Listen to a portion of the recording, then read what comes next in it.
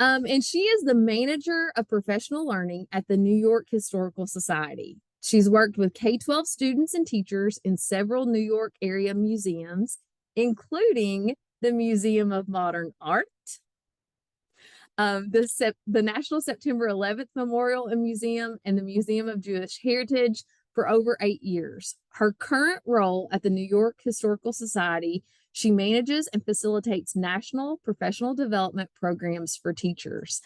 And I know that when we left this session on Tuesday with our history teachers, they were so excited. And I've already been seeing tweets about how they're using what she taught us immediately.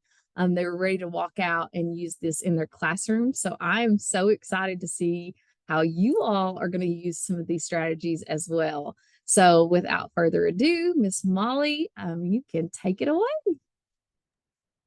Thank you so much, Wendy. Thank you for having me again, and thanks to everyone for being here this evening.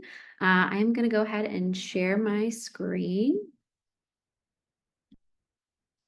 So you should all be seeing my slides now. And I'm thrilled that you all are going to be here for hopefully our series, our two-part series. This is session 1 of the series on arts and history integration. And just to give you a little background information on myself, I've worked in both history and art museums. And so I love kind of integrating both. And that's why I love my current role, because I really get to work with a lot of objects and artifacts and kind of hard history, but also get to work with a lot of our amazing arts collections as well.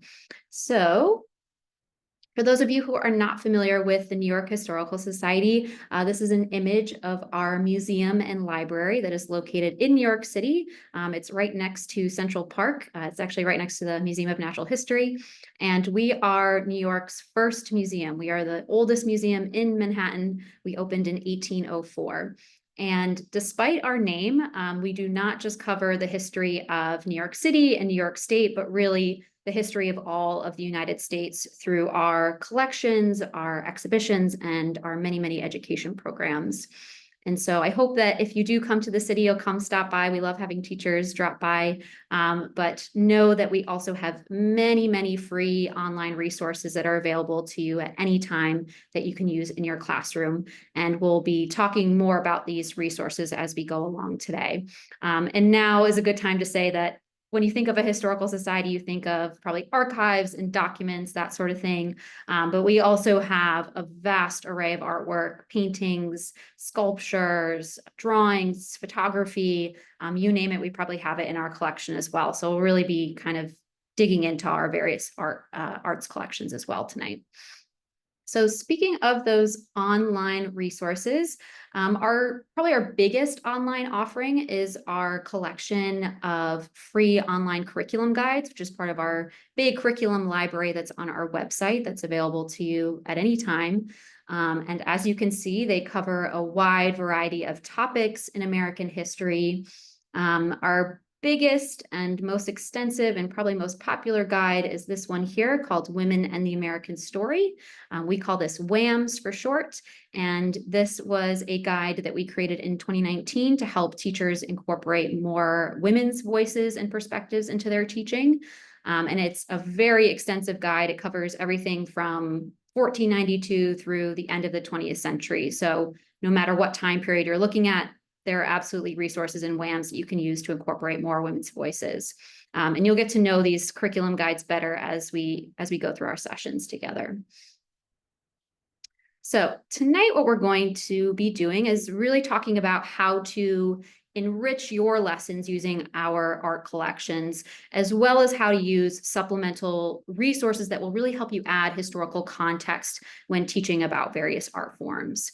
And we'll discuss how combining history and art can really enhance student understanding and engagement when learning about both of these subjects. They really kind of go hand in hand in a lot of ways that I think are unexpected sometimes, but once you start digging in a little bit deeper, you see those connections happening.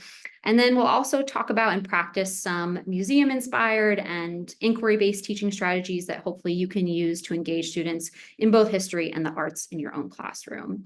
And I do hope that this session will kind of be a jumping off point for some of you to figure out how you can also better collaborate with gen ed teachers or social studies teachers in your schools, and allow you to offer more opportunities for interdisciplinary learning for your students, right? If they do kind of history-infused art making in your class and then receive even more historical content in their other classes, it's really going to reinforce that learning for all the subjects that they get to experience. So I just want to briefly go over the agenda for tonight. We're going to talk about why adding historical context to artwork is important, and we'll do a bit of an introduction to inquiry. Then we'll practice inquiry with some images. Then I will break you up into some small groups to do a visual inquiry activity. Then we'll reserve some time for independent work towards the end, and then we'll wrap up our session and look ahead to what's coming next week. So I just wanted to start off by asking who's in the room tonight. So I'd love if everyone could just share in the chat what art classes do you teach and what grades, because I just would love to know. Everyone can write that in the chat.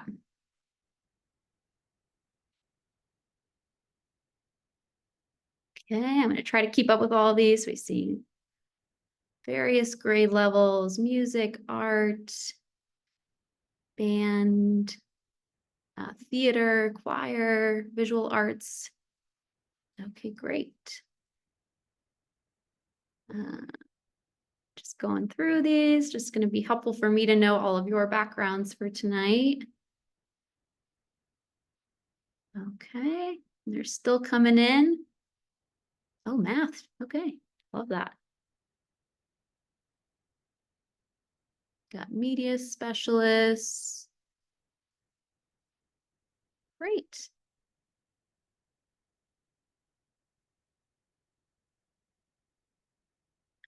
Okay. More, okay, social studies and theater. It's a good session for you then. All right, and then I'm just curious, how do you already incorporate history into your arts teaching? If you do this already, how do those two subjects inform each other? And it's okay if this is not something you've really done before, but if anybody has, I'm just curious kind of what you're already doing in the classroom. Okay, so we talk about time periods, composers, and styles. Great. Music history that is aligned with history and art history. Great. Oh, Art History Mondays. I love that. On the Arts Alley learning pathway. Okay, Kentucky history. A musician of the month and music history. Okay, so we always discuss the history of the music we sing and listen to. We know the history and time period and how it influenced how the music sounded. Okay, great. So it sounds like a lot of you are already kind of implementing this in your work, which is great. But hopefully I can offer you some new resources that are going to supplement the work that you're already doing. Great. Well, I'm going to move on, but everybody can keep putting ideas in the chat because I think it's always helpful to hear more ideas from everyone. All right. So these are the essential questions that are really going to guide our thinking for the session tonight, but also next week as well. What are the benefits of incorporating historical content into arts curricula? What is inquiry-based pedagogy and why is it valuable in arts classrooms? And how can we use supplemental materials to enrich our teaching about various art forms? So we are going to start by discussing how incorporating history content into arts teaching can really deepen students' learning experiences. And then we're going to talk about inquiry and how it can be applied to your own classroom. So let's start with why infuse your arts lessons with historical content. There's a few reasons why I think this can really bolster the content that's going on in your classrooms. And one of those is historical context. When we add in historical documents and biographies of artists and that sort of thing, we're letting our students know that art is not created in a vacuum, right? Artists are influenced by the world around them. They respond to the world around them. And it's really important for students to learn more about the circumstances that help shape that art or that artist, and kind of deepen their learning experience when they're learning about various art forms. It also can help us better represent multiple perspectives, because when we look at one work of art, whether that be, you know, a painting or a piece of music, we might only be getting one perspective from that piece of art. And so when we add in additional historical documents or other primary sources, it can help you represent multiple points of view and kind of bring those into the conversation so that, you know, we don't just kind of have like a one-dimensional view of that is being represented by that art. And then I think this is something I have seen, especially working at the Museum of Modern Art when I worked there, is that a lot of students will come up to me and say, I just don't get it. You know, I just don't understand that art. And so I think this is a way to also reach out to those kids who are maybe feeling like they can't understand the art, they don't get it. They might just kind of, their learning just immediately turns off because they think they can't access the content. And so when you add in artist biographies or primary sources, I think it can really reach out to those kids and deepen their understanding and engagement with a work of art or a medium. And I've definitely seen that happen in my own experiences. So now that we have that in mind, I also want to talk a little bit about inquiry, because that's the primary method that we use at the New York Historical Society to really engage students with art. So when they come to the museum and we sit students down in front of a work of art, we go through this process of inquiry where we're asking students questions and helping them to gather information, make discoveries, and use what they already know to acquire new knowledge or ideas. So it's really this process that is teacher-led, but very much student-centered and student-driven in kind of the responses that they get. And we'll talk more about this process throughout our sessions. But the reasons we use inquiry are many, starting with students really have time to think and develop ideas when we use inquiry, right? So instead of just direct instruction, where we just tell students what the information is about the work of art, we allow students to have the time to really think for themselves and think critically about what they're seeing in front of them, and really allows them to have a conversation with each other and you as the educator.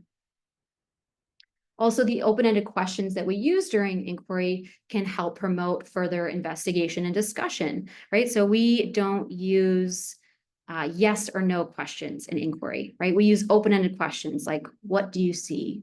What do you notice? What stands out to you? And we do that so that students can be a part of the conversation, right? They don't have to know the yes or no answers to the questions. They just have to use the power of what they're seeing in front of them to share their responses. So it's very democratic, I would say, in that way, that any student can participate in the inquiry process.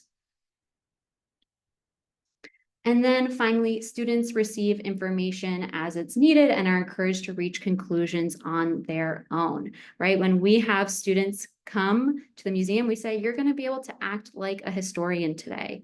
You're going to be able to look at what you're seeing in front of you, and you're going to reach conclusions about the past based on what you're seeing, and really form your own opinion and make a claim based on what you're seeing in front of you. And when we can encourage those historical thinking skills from a very young age, we can keep reinforcing them as they get older and keep having them develop those critical thinking skills. So, oh, sorry, Wendy, did you want me to pause for a second? If you have just a quick moment, Dr. Schroer, do you have your students ready?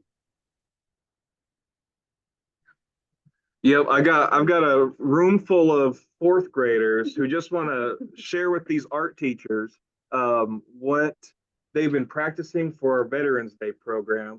So I'm going to leave it to our awesome music teacher, Miss Durham, over here, and she's gonna have them hit it real fast. God bless America. When that I love, stand beside her and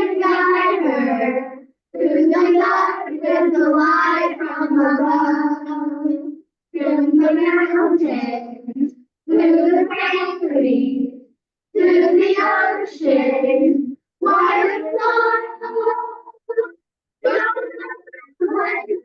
America, my home free. That was amazing, guys. Look at all these people. We got all these teachers. They're clapping it up for you guys. Way to go, fourth grade. So proud of all your work. Thank you guys for letting us interrupt the Zoom for that. Thank you. Woohoo! Good job. Thank you, Molly. Yeah, no problem. That was amazing. I don't get to hear students singing often, so that's great.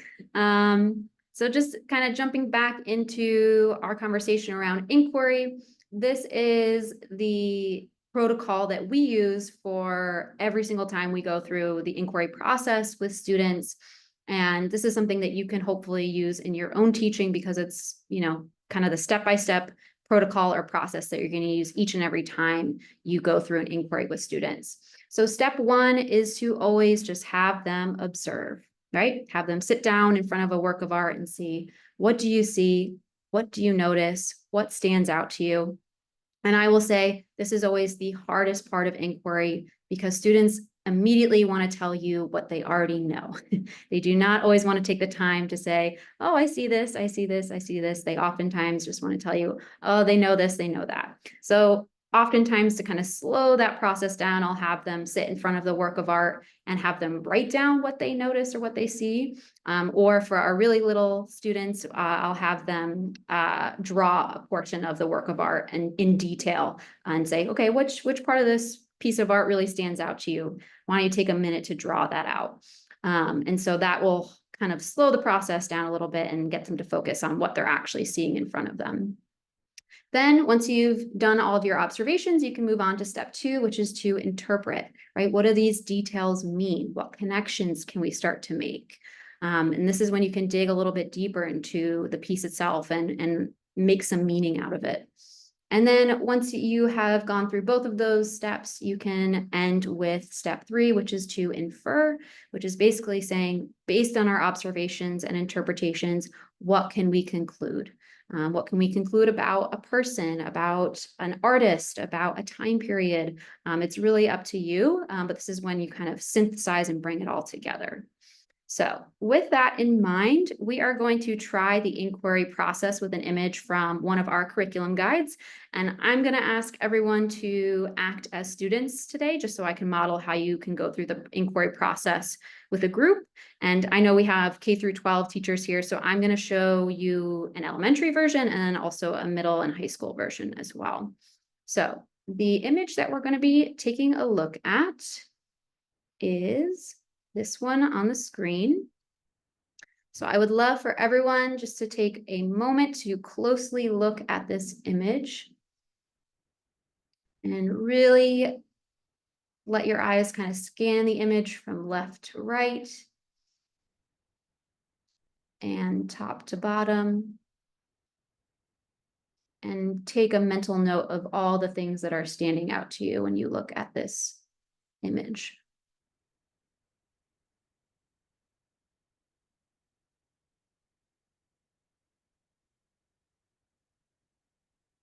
And we will go through the inquiry process together. So, and this is the elementary version. So what do you notice when you look at this image? And again, we're sticking to what we can see. And you can feel free to write your responses in the chat.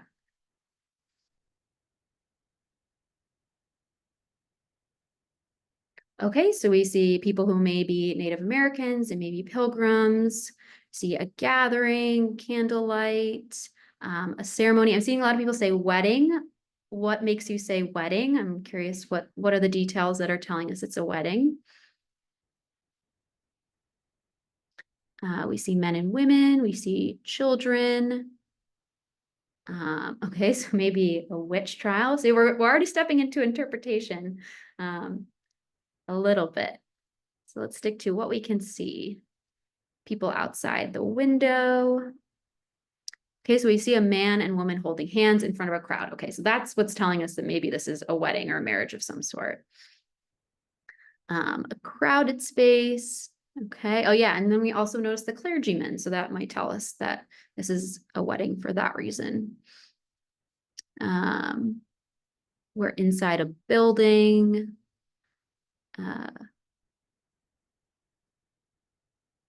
There's a man and woman holding hands with others seated. Wooden benches. Okay, so we're noticing more a little bit about the environment that they're in as well. Okay, so what do you think is happening in this image? And I know we've mentioned that we think it's some type of a ceremony or a wedding, but what else do you think is kind of going on between these groups?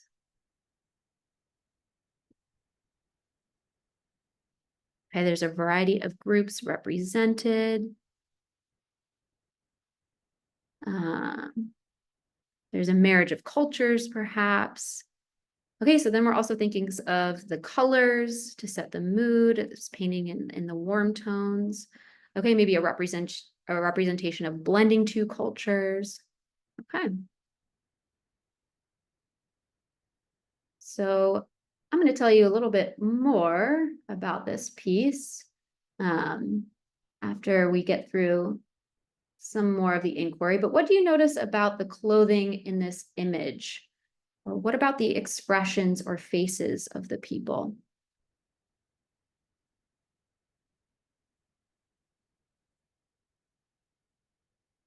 Okay, so we can't see the woman in the ceremony. It's a great detail.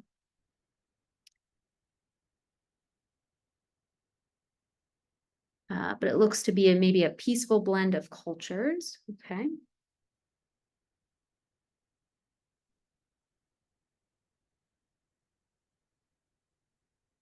Okay, they're also dressed warm, except for the Native Americans. Okay, so there's definitely a contrast in the types of clothing.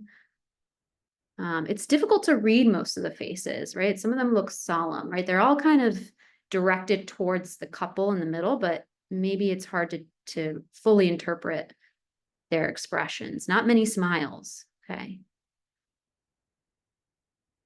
They're all focused, right? They have their attention.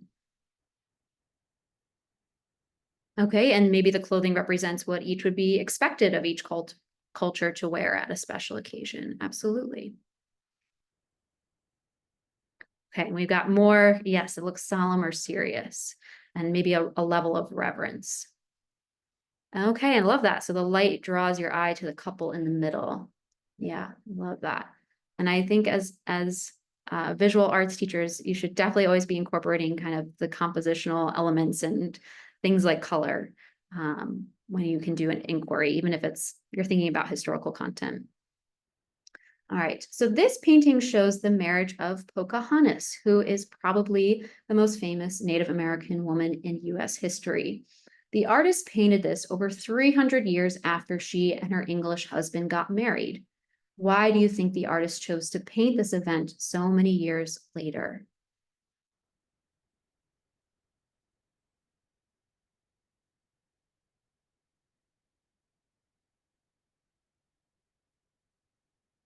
Okay, so because it was important for history.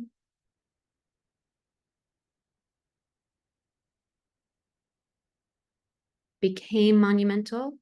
Okay, maybe because there was no actual documentation of the event, or so it wouldn't be forgotten. Okay, yes, we're also thinking about kind of what's important to a culture later on after an event has already happened and what significance it has, and maybe showing this blending of cultures. Absolutely. So based on this painting, what story is the artist telling us about Pocahontas? We kind of bring all of our observations and interpretations together. What story do you think the artist is trying to tell us? Okay, so maybe it makes the event seem more positive than it may have actually been for Pocahontas and her people. I think that's a great point.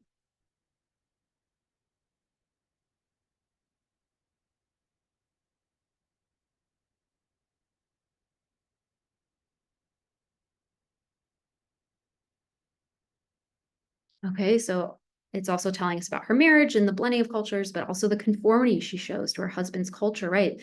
From the image itself, there's really not a big indication that she is actually Native American in this image. Right, and she's wearing the dressing in the groom's expected clothing and not her own. Absolutely. So it's really kind of highlighting one aspect of her personhood over another. And demonstrates the power of the European colonists. Absolutely. So, you know, these are great inferences to make. I'm not sure our elementary students might go there, but you never know. But, you know, they can still kind of pick up on some of these details that, oh yeah, like these people are interacting, but we don't really know how those people feel about the event because we can't really see their faces too well. And they're definitely going to kind of pick up on that tension in the painting. So just to give you a little bit more background information about Pocahontas, if it's been a minute since you've learned about her, she was born around 1596 in present-day Virginia, and her father was the chief of the Powhatan Paramount Chiefdom, a political alliance of Algonquin-speaking Native American communities. Pocahontas came of age during a time of tremendous change for her community, which began when English settlers arrived in 1607. There was a lot of tensions that are happening between the Powhatan and the English, and this is mostly due to colonists expanding their tobacco plantations onto Native American lands. And there were several raids between both of the communities. And eventually, Pocahontas herself was actually taken captive because the English were hoping to get prisoners in exchange for her. And while she was in English custody, Pocahontas converted to Christianity and took the name Rebecca. She eventually married an English colonist named John Rolfe, who we see in this image here, and soon after gave birth to a son named Thomas. She then traveled to England with her husband, and they received a very warm welcome. She even met with King James I, and the Virginia Company used her visit to promote life in the colonies. But unfortunately, she fell ill and died in London in 1617, so a pretty short life. So the middle and high school version is going to be pretty similar to the elementary version, at least in the beginning, because again, no matter what age the students are, you're really going to always start with that observation question. And we're not going to go through the whole thing again. I just wanted to kind of show you the higher level questions you might use with middle and high school students versus elementary. But then you kind of start introducing maybe a little bit more information and having the older students dig a little bit deeper in terms of how are the different groups interacting. And then again, a similar question, but you're going to firmly place these moments in their actual years, right? So you're going to mention that this happened in 1614. This was created in 1956. Why do you think that is? And then I think for the older students, you really want to direct their attention to the figure of Pocahontas herself, right?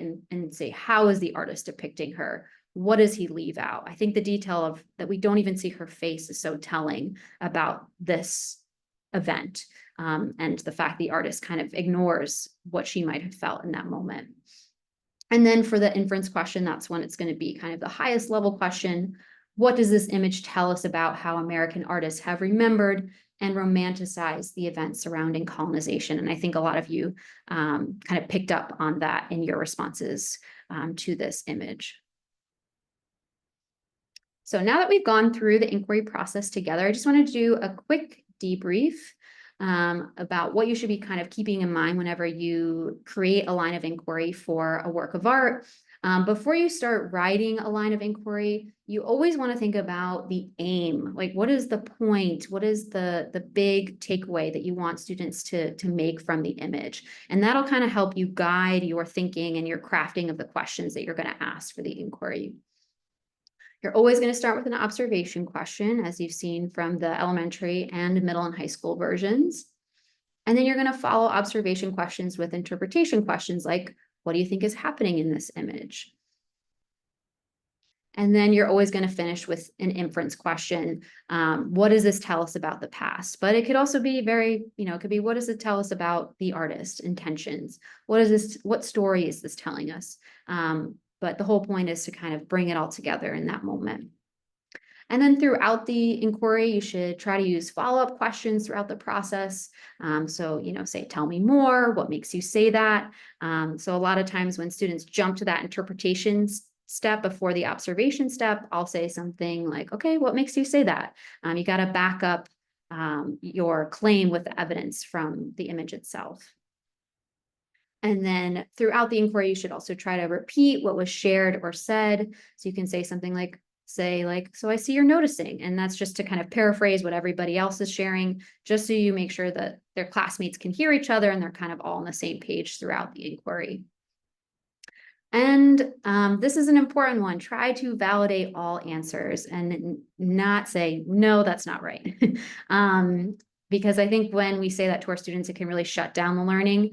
And I know that students will slightly go down the wrong path sometimes, but when that happens, I usually say something like, okay, I could see why you might say that, but historians tell us blank, and you hopefully gently guide them to getting more on the right track about what is in front of them.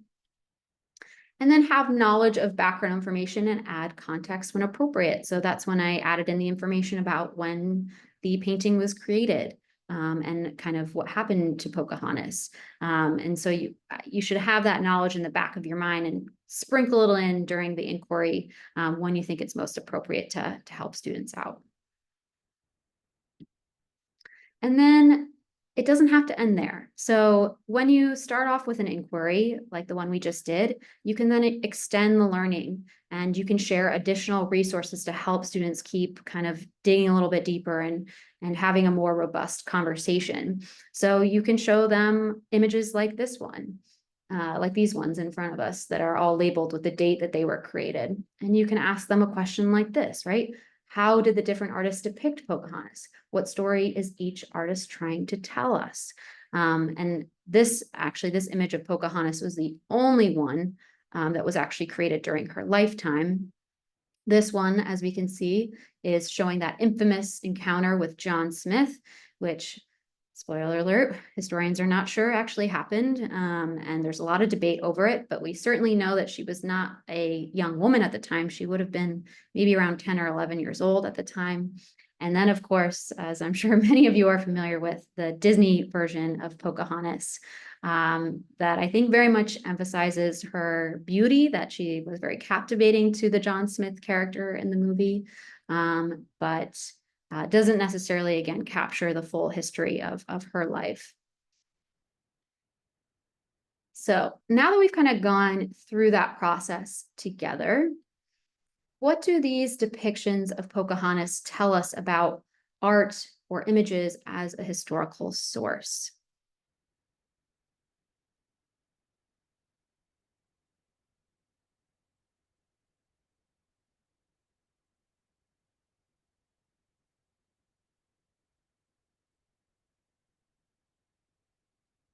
Bias, yes. They're not always reliable, and they're interpretations from a viewpoint, right? The idea of beauty has changed over time. They can't always be trusted to be accurate. Yes, these are all great points. Okay, they change based on who makes them, right? We can see that through the various depictions of Pocahontas over time. And artists depict their own versions of historical events or people, right? They're similar to the media of long ago. I love that. Right? I think we've seen that the artists often change the details of her life to suit their vision and what they were hoping to get across. And then I'm just curious if anybody has any ideas for what art making opportunities could you lead after analyzing these images with students? Are there any ideas that would come to mind of how to kind of incorporate art making or anything like that that would relate to your particular subject that you teach?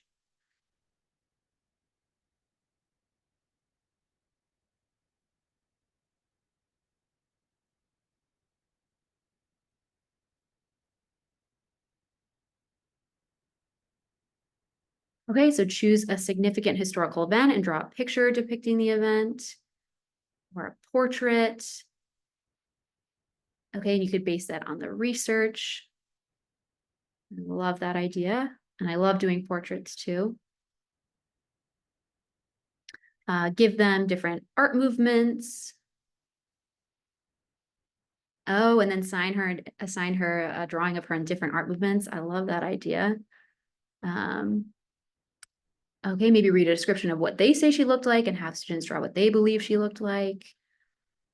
Okay, so maybe constructing maybe the type of environment she would have lived in or the community she lived in. Great. I love these ideas. Thanks, everybody. So just to have you all be familiar with the resource that these images came from, I'm just going to take a moment to share that with you briefly. Just because I want everyone to be familiar with what our resources actually look like. So let me share that. So this resource comes from WAMS, which again, I mentioned earlier. But as you can see, we have the description of the resource, as well as all the images we just looked at, minus the Disney one for obvious reasons. We can't clear that. And then we have background information about Pocahontas herself, and then about each of the images that are included in the resource, so you can learn a little bit more. And then if you keep scrolling down, there is vocabulary lists embedded in the resource so that students who might need a little bit more information have the vocabulary listed out for them. And then discussion questions that you can use with students as well after exploring. And then if you keep scrolling down, there are suggested activities for this resource, including links to our other related resources so that you can, again, keep extending that learning, and it links directly to those other sources. So that's what our resources generally look like. I'm going to go back to my PowerPoint now.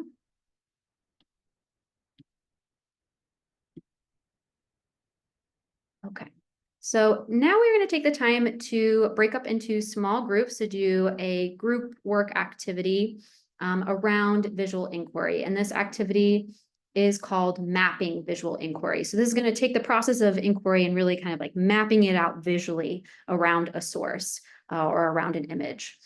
So each group is going to receive a Padlet link with one image in the center. And I'm going to put a Google Doc with all of the Padlets in the chat. And actually, I'll do that right now so you guys all have that, but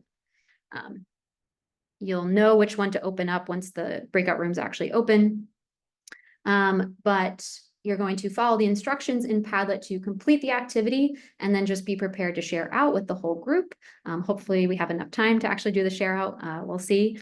But it's basically whoever's birthday is coming next is going to be your representative for the group. And you're just going to share about the activity and the takeaways you guys had as a group.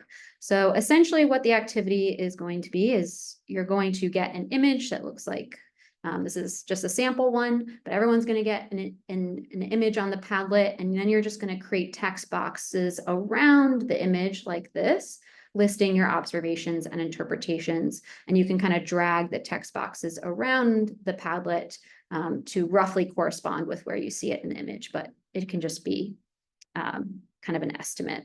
And so I'm just going to show you the actual Padlet, just so everybody knows what that looks like, because I don't know if everyone's used Padlet before, but if you haven't, I'll just quickly explain how you use it. So this is what the Padlet looks like. This is for group 1. And as you can see, the instructions are already in there, but when you're ready to add your details to it, just move this over. You're just going to click that little plus button here. And then you could say observation, and then you can write, you know, I see a house, something like that. And then when you're ready, you hit publish, and you can actually drag the text boxes around it. You can move it down, you can move it to the side, you can move it wherever it makes sense for you to do it like that.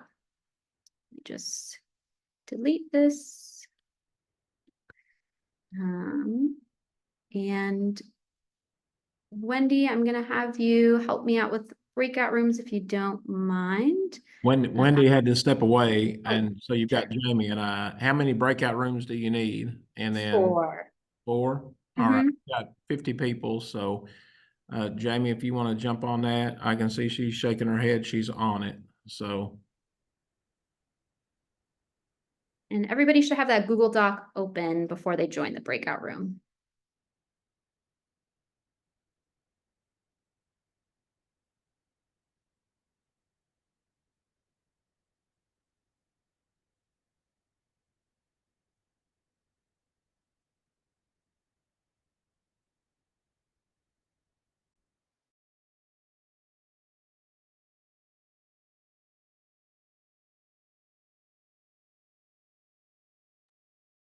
How much time, Molly, do you want when they go to breakout rooms? You may have said that. I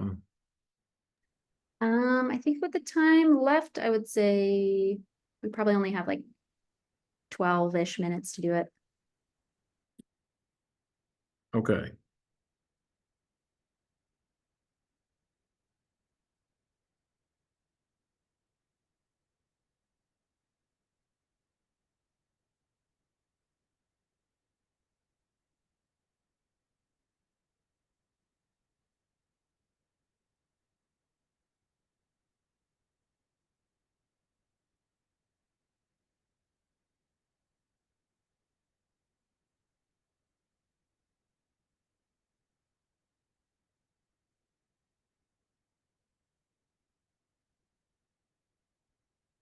And let us know if you're not able to join the room, and we can put you in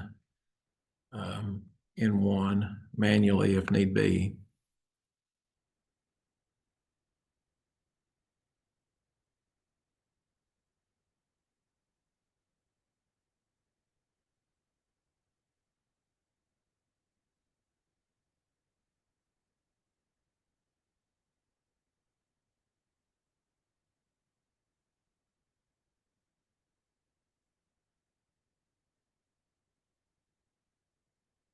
And Molly, some of these folks may be in a position where they're not able to join, so that's okay. We'll leave them in the parking lot, so to say.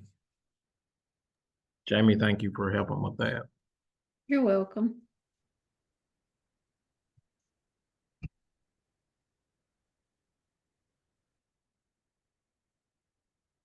I've got the timer going on in the background, so.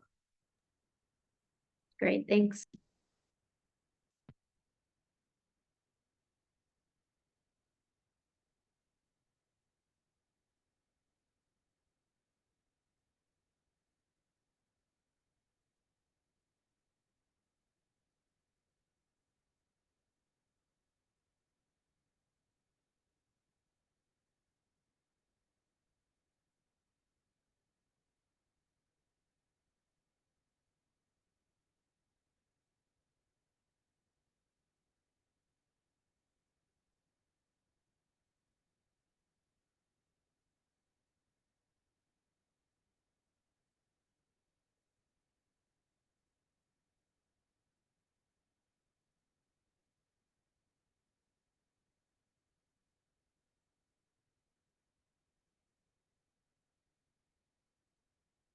Molly, I don't know if Wendy told you or not, but we were in New York this summer for a week with this group of educators here. Oh, I didn't realize that. Yeah, it was an immersion trip. So yeah, not everybody, but yeah, we had I think it was over 50. Wow, it's a Was big group to Jamie. have Yeah, in New York. it was a very a great week, but hectic week. We pretty much went from 8 a.m. in the morning till 10 or 11 o'clock at night with activities. Wow. Yeah, but it was a good trip. First time for me to be there. Oh, So, really? What'd you think? well, I mean, it was hustle and bustle, that's for sure. Yeah, Yeah. lots of things happening, and streets were very crowded. We were right in Mhm. Times Square, so but Oh. that's great. I mean, I loved it. The only other time I had been to the state, my sister, her husband was in the Army, and he was stationed in Watertown. So I don't know if where are you located in the area where we were, I guess, or? So I live right outside the city in New Jersey, but Okay. the museum is like right next to Central Park, basically. Yeah. Oh, 10 well, minutes. Yeah. yeah, we walked through near Central Park, going to the Met, I think is where. Yep. And then I wanted to go back through, but we didn't have time. We were then we ended up getting a ride back, we walked around the park, but not through the park, I guess. Yeah, yeah. So we're on the other side of the Met, basically. Yeah, yeah. Okay, well, awesome. Yeah. We appreciate the partnership and everything. And I know this is the second night with us and a different group of educators, but these are excellent. I know Wendy has told you that as well. So, but yeah, she had to step away and chances are she's not going to be back. So you've got me and then Jamie's got to go here shortly too. So, and then No but problem. we're good. Yeah. It's a very, you guys have an efficient operation, so. Yeah, we've been at it a little while, but we've got more educators this year signed up than what we've ever had. We're with the 5 USDOE grants, I think we're close to maybe over 500. Wow. So yeah, which is serving about 72 districts out of 78 in our KEDC membership. So Awesome. It sounds like you're very busy then. yeah, we've actually got 10 grants in the grants department that we oversee. So, but yeah, we're busy, that's for sure. Jamie would agree, I know. Sure. Do you guys travel to a lot of these school districts, or they usually just kind of all meet up in a central place? We do virtual 3 or Mhm. 4 nights a week from 4 to 5, and then we do quite a few Saturdays. So this Saturday we've got a session, and the next Saturday, I think the next 3 Saturdays we have sessions here in person for those that can make it. So, Yeah. and then sometimes we do go to districts, but in KEDC, the membership is so large, we've got 78 member districts across the state of Kentucky. So it's hard for us to go to every single district. We have been to quite a few, doing help lead professional development. Jamie does an outstanding job leading tons of different things. Wendy, same way, professional learning opportunities and districts will reach out to them to come and do, sessions for them on whatever it may be. But yeah, we offer a ton of services at KEDC. It's everything from instruction to grant services to bidding. I mean, it's just everything. It's actually a cooperative, but we're a corporation. So, but anyway, let's see, we got 3 minutes left and it's Okay, all right. 4:50. I don't know, Jamie, if you want to announce that. Yeah, it looks like people are really filling it out, so that's good. Did you Yeah, say 3 they're- minutes left? Yeah, 3 minutes. Yeah, about 3 minutes.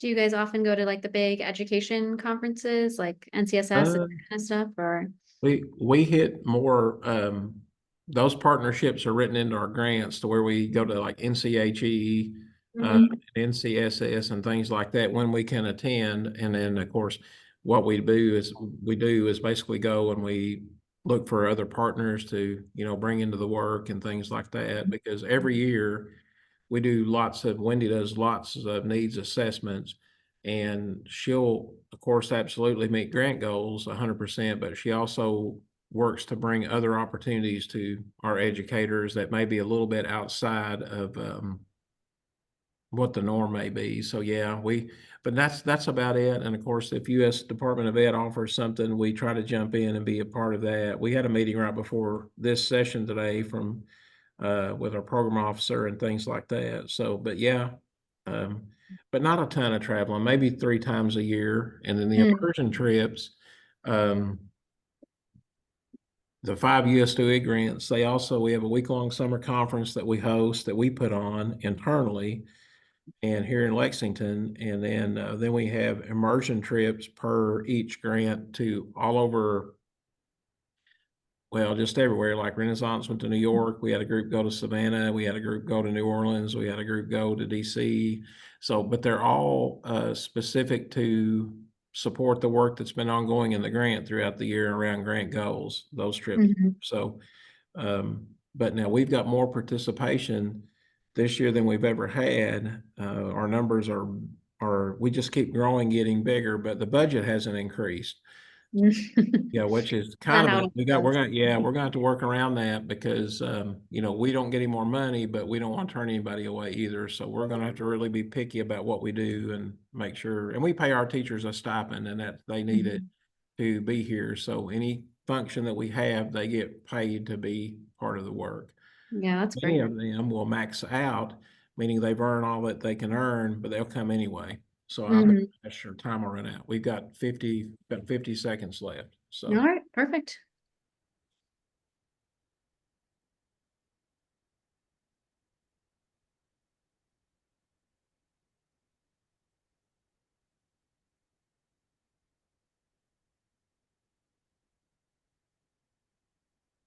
And you are gonna give them a homework assignment, correct? Mm-hmm. All right, got it, because I'm gonna, as soon as you do that, I'll post that in the chat after you explain. Mhm. And then that way they can, because it'll be on the invoice too, and then I'll do the evaluation following that whenever Perfect. you got 10 seconds, Jamie. I just sent the links to Wendy last time. Is that still for all the links to all the assignment stuff? I don't have that, but she may have it for them to do that, or if you can send it to Jamie, I don't know if you can send it to her in chat, she can add it, but I don't have access to those, I don't think.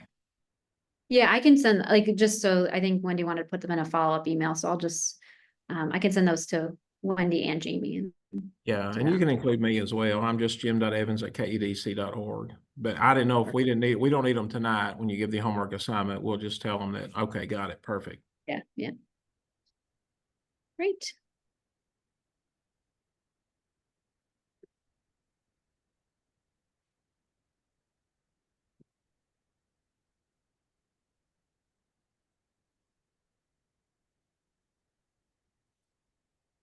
All right, I see everyone's starting to come back into the main room. We got about half, All so right. halfway there.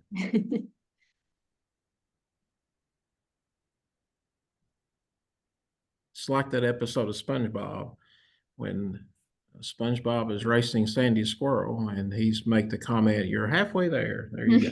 We're now over half. So Getting there. Wendy would have muted me for that comment. I would have been muted at this point. My thought Maybe- process went to 10 years later. Yeah, I know. I get that. I know. I use that all the time. But I'm very impatient. So I'm like, if something doesn't happen pretty immediate, I'm like, well, here we go. I got to use the SpongeBob reference 5 years later, you know, whatever it may be. Oh, ooh, don't tear that up, okay? Another student. We've got everybody back. Is So that everybody? Great, okay. So I was looking over the Padlets and I loved all the comments that I saw, everybody really filling them out. And I saw a lot of surprise at some of the background information when you learned more about each of the images. So I know we are really short on time, so I just want to quickly go over each image briefly. If I could just have one representative from each group, either just write something in the chat about each of the images, starting with group 1. You can either unmute or chat, whatever is easier, but just what you guys all kind of took away from this activity. So who wants to be my brave group 1 soul?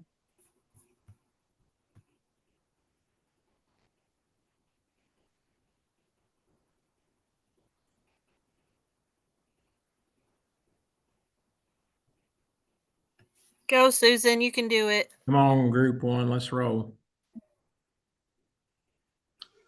Susan, I can help you if you want to jump in there too. So they noted the houses that this was in F Street in Washington. I'll go ahead and start and then y'all can chime in and help me.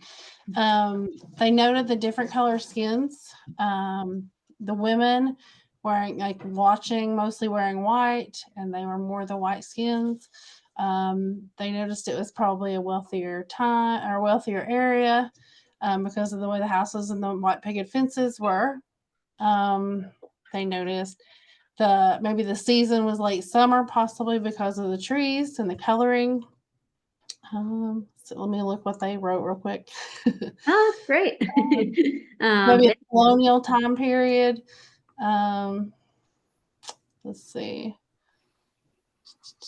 And then after reading in the background, we found out that it was F Street in Washington. So we were talking more about it being probably more established little towns in DC when politics first started moving in, and especially again with the people wearing white were all, you know, Caucasian versus the, you know, African Americans all in color, and that they were all curious about the cultures of each other.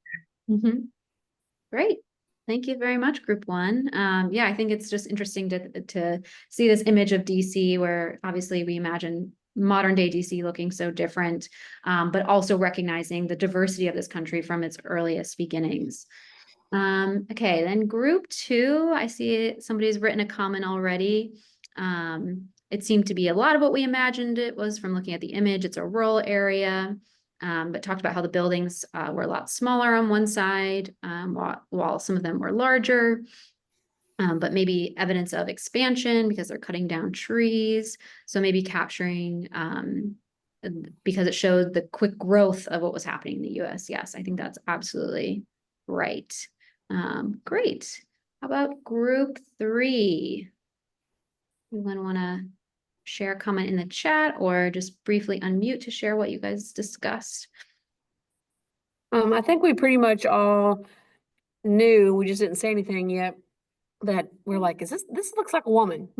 I'm pretty sure this is a woman. But we talked about the soldier, and then finally I said, I think this is a woman. And everybody's like, yeah, I think it is. And I couldn't tell which side she was fighting for and all that stuff. So then we clicked on the information, found out she was a woman. There were like 400 women who fought in the Civil War. And some of them were named, some of them were not named, but that's pretty much what we talked about. Yeah. Great. Yeah, so I think it will be surprising to some people that women did fight in the Civil War and oftentimes disguise themselves to do so, which we also see with this one here, which Group 4, if you just want to share something. Okay, so it says discuss the clothing, the chair, and the weapon. And then after the info, you found out that it was a woman after all. Exactly. So once we learn a little bit more about the image itself, we can kind of glean something that maybe is not so obvious when we first look at the image. And as you can probably tell, Group 1 and 2 had the same artist for their images as well. And then obviously Groups 3 and 4 had the same topic for their image. All right, so just to quickly wrap up, I just want to say that this is a great kind of activity to do in person too, where you basically would just have the 2 copies of the same image and you glue 1 copy down on chart paper, and then you kind of cut out all the details and paste them around the original image. So it'd be something like this, where you have them circle all the details that stand out to them, then cut them out while one of the copies of the image remains intact. And then you would kind of have them splinter off like this and show where each detail is actually happening. For our younger students too, you can also just have them take turns circling the details they see and then do a verbal share out. And you're going to do kind of the same skill building, but it's just going to be a little bit different for the younger students. So with our time very much coming to an end, we are going to skip the independent work, and I'm just going to have you guys do this as a quick activity on your own. But basically, you're going to take the chance to write your own inquiry for one of the pieces of art in our collection. And so I'm going to put a link in the chat for the list that you're going to use. This is a Google Doc list, and it's broken up by artwork for K through 5 and then 6 through 12. So you're going to choose whichever piece of art that you want to write the line of inquiry for. And then once you choose it, there's a worksheet that's linked in that document where you're going to actually write out the inquiry. There is space for a lot of different questions, but you only have to write 4. And if, you know, we are hopefully going to be able to debrief before or during our next session next week. And then one more thing you're going to do before next week is also explore one of our curriculum websites and add your questions to this Google form, which I will put, oh, I think that's the one I put in the chat, sorry. So the,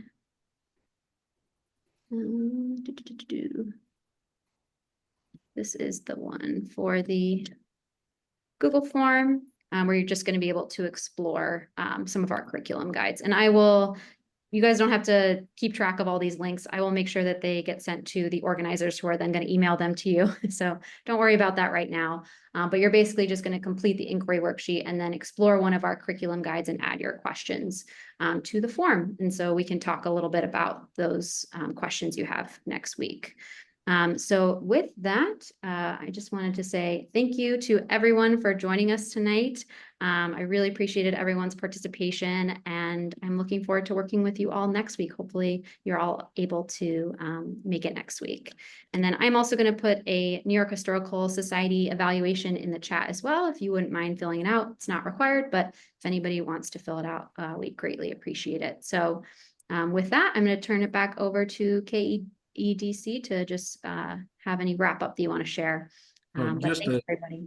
Yeah, thanks, Molly. Just a couple of things real quick. Molly talked about the homework assignment. I put invoice and a link to invoice 2 in there in a Google form. We'll pay you $50 to complete this activity on invoice 2.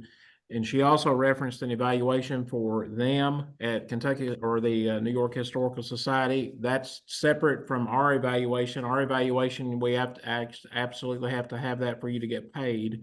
So Molly, have you posted your evaluation? Okay, and then I will post our official evaluation here, so that way you've got that. So again, please take time to fill out both those. Look at invoice 2 for $50 to complete this homework assignment. And I know we're out of time, but please make sure you complete the evaluation, and I will stay on as long as needed. If you have questions or comments or questions about KEDC grants or whatever it may be, I'm here to serve. So thank you, Molly, so much. Another excellent presentation, and appreciate you, and we'll look forward to seeing you next week.